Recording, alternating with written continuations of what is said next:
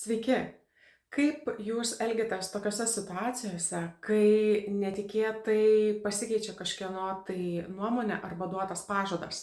Tai pirmiausia patarimas būtų neemocionuoti, nes jeigu tikslas yra jūsų greita reakcija, pyktis ir nepasitenkinimas, tai tada viskas tvarkoj.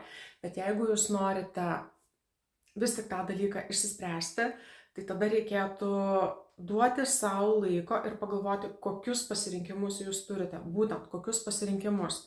Ir iš tikrųjų, ar tai būtų pusė dienos, ar tai būtų para, patikėkite, tikrai tie sprendimai jums, bedarant kitus dalykus, ateis. Galbūt yra nesmagu išbūti tame, tačiau leiskite sau ir pamatysite, kaip gimsta visiškai genialus sprendimas. Ir privalumas tame, kad jūs neemocionavote ir dar turite protingą sprendimą. Taigi sėkmės.